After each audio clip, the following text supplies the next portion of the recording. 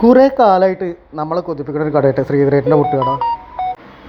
നമുക്കിപ്പോഴായിട്ടൊരു അവസരം കിട്ടിയേ കയറി ചെല്ലുമ്പോഴേ കുറേ സെലിബ്രിറ്റീസിൻ്റെ ഫോട്ടോസും കാണാൻ വേണ്ടിയിട്ടാണ്. നമുക്ക് അതിൽ നല്ല കാര്യം നമ്മളത് താഴെയുള്ള മെനു നോക്കി പുട്ടാണ് മെയിൻ. അപ്പോൾ പുട്ട് പറഞ്ഞ് അതിനോടൊപ്പം മട്ടൺ സ്റ്റ്യൂ ഉണ്ടായിരുന്നു, ചെമ്മീൻ റോസ്റ്റ്, അതുപോലെ ആക്രോ ഫ്രൈ. ഇവിടെ രണ്ട് മഹാമാർ ഫോണിലൊക്കെ കളിക്കുന്നുണ്ട്. നമ്മൾ ഫുഡ് വന്നപ്പോൾ പിന്നെ അടിയോടടി ചെന്നപ്പോൾ വലിയ തിരക്കൊന്നും ഉണ്ടായിരുന്നില്ല കേട്ടോ. കുറച്ച് നല്ല തിരക്കായി, ആൾക്കാരൊക്കെ വെയിറ്റ് ചെയ്യുന്നു.